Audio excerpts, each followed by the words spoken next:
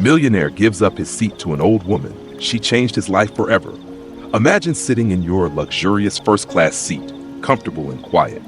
Then you spot an elderly woman, frail and struggling to reach her cramped seat at the back. Most would look away, but Bruno didn't. He gave up his seat, no questions asked. What he didn't know, she wasn't just any passenger, and that one simple gesture would change everything. Bruno West had long forgotten the taste of economy class. Ever since he earned his first millions, he only boarded business class flights, sipping champagne and extending the leg. At 35, he was a successful trader in the Wall Streets, a legendary name among his peers. He made his first pot of gold at just the age of 24. Despite all the riches, it never really changed him. He had the money, the status, the corner. But somewhere between airports and boardrooms, he lost the warmth of conversation and the comfort of family. Until one flight. Flight 77, Milan to Monaco. The crowd hummed in the line waiting for their boarding pass, where Bruno passed through using VIP access. He used to fly coach with his mother, back when success was just a dream, but those days felt like another lifetime. A flight attendant led him to his cocooned noise-canceling headphones, silk pillows, sparkling water. He was ready to disappear for 12 hours, but life had other plans. Just as the boarding had finished, all the passengers settled down, except for quiet murmurs in the rear end. It was an elderly woman, cracks stretching her face, hollow cheeks, frail body, struggling to bend down to her seat. She was wearing a knitted sweater, a cream-colored scarf, long cotton skirt and loafers. A metal walker scraped against the cabin floor every step she took forward. Slow and calculated. She wasn't alone. A blonde flight attendant was guiding her gently to her seat. But the old lady seemed to be in discomfort. Bruno was observing all that from his seat until he mapped the surrounding. The seat, row no 42, was at the corner of the row. No leg room, and of all near the toilet. Who would have even approved such a seat for an old lady? She seemed visibly shaking. The flight attendant bent down. "Ma'am, please take your seat." The old lady whispered something in her ear. Bruno could not read her lips this afar. All he could do was assume, but her face said it all. She couldn't do it. Not that far back. Not in that cramped place for 12 hours straight. For some reason, Bruno stood up. It was an instinct. He walked towards the rear end. "Switch her seat with mine," interrupting. The attendant, in disbelief, blinked. "Sir, are you sure?" Bruno nodded without sparing any second. "I just don't want this commotion to go on for long, and she will cramp out before landing in Monaco." "But your seat is business class, sir," hesitantly said the attendant. "I know. Just give it to her," Bruno said, removing his jacket. All the passengers watched in awe, some tycoons in shock, few with jaw-dropping expressions. Bruno paid no mind to the attention he was receiving. Instead, he helped the lady get to his original seat. As they reached the front row, the old lady placed her wrinkled hand on his wrist. She looked into his eyes with gentle recognition and acknowledgement. "Oh dear, you are giving up your seat for me?" Bruno shrugged it off, almost flustered. "It's just a seat, ma'am." The old lady put a crease on her face as she smiled. "You really do remind me of one man." And now she gently laid down with no discomfort. Her walker was placed right beside her. Enough room for one more. The attendant brought her herbal tea. She just laid down. No more words. Bruno returned to his new seat.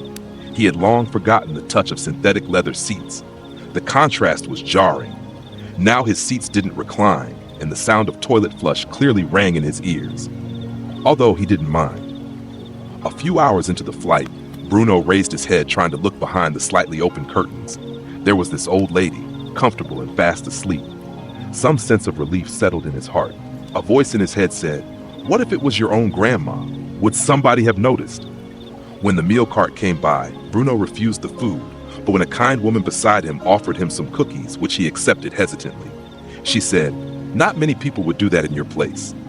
"I don't know. It just felt right thing to do," Bruno replied.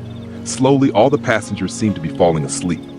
A few hushes, a child's cry, people walking past to the restroom. For the first time in very long, he didn't feel like escaping. He felt present. Finally, the flight neared its end. Passengers rubbing their eyes, stretching, began a new morning in another place. Bruno stood to stretch himself. He tried peeking in the business class, unsure if she'd still be there or not.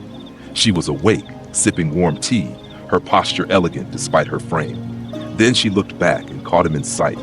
She gave a gentle smile and signaled him to come there. "Come here," she whispered, barely audible, patting on the empty seat beside her. Bruno reached out, feeling awkward.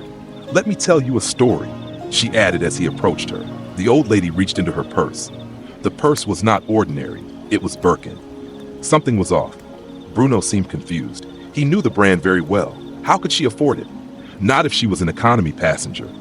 She gently pulled out a wrinkled card, carefully handing it to him.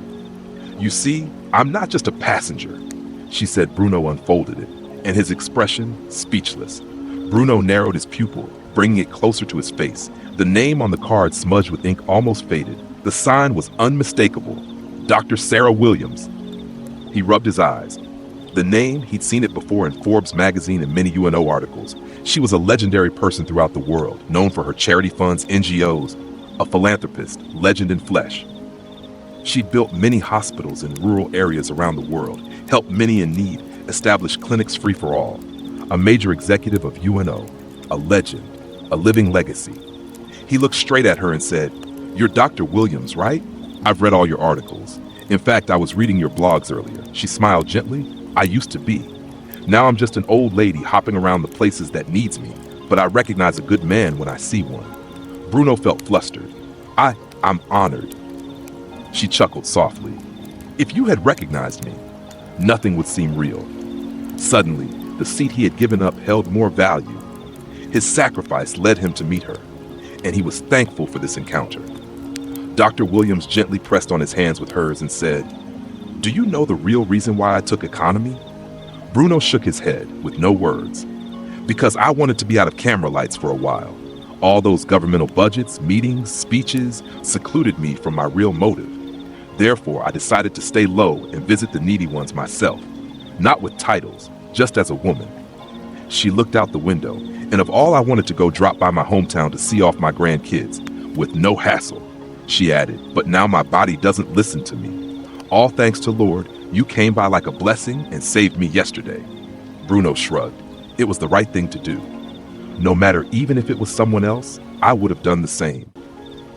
She opened her bag and took out a book, maybe an envelope. "Then I have something in return for you." Bruno, confused, just stared blankly.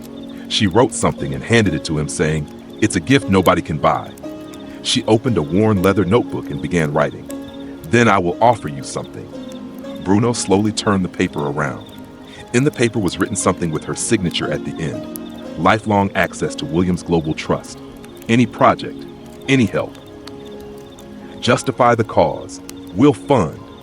I only give this out thrice a decade, so use it for a good cause, young man, she added. The paper itself made him emotional. Maybe he was off good not using it, but just the kind gesture glistened his eyes. Bruno nodded, heart pounding. "Thank you. I don't deserve this." "You didn't need to," she said. "You already." When the plane landed, Dr. Williams insisted Bruno walk ahead. "I'll be slower," she smiled. "Besides, I like watching people carry more than they realize." He stepped off the jet bridge into the morning light, still holding the card. The world outside felt different, larger, fuller. He wasn't thinking about his stock alerts or pending contracts anymore. He was thinking about possibilities. Years later, Bruno did use the card, but not for himself. He started a program funding education for children in underserved communities, naming it after his mother, who had passed from cancer when he was 20. Foundation's first grant came from the Williams Trust. He never advertised it, but years later, when Dr. Williams passed peacefully in her sleep, her will included one specific quote about Bruno's gesture. "A young man gave out his pride to protect me once. In that stance, I was assured my legacy will live on as long as he lives." Sometimes a small act becomes something far greater than we imagine. And sometimes, giving up your seat puts you right where you were meant to be. If this story stirred something in you, don't forget to like and subscribe for more powerful, true-to-heart journey. Drop a comment below. Has a stranger ever changed your life in a way you never expected? Until then, stay brave, stay generous, and never stop believing in the magic of doing the right thing.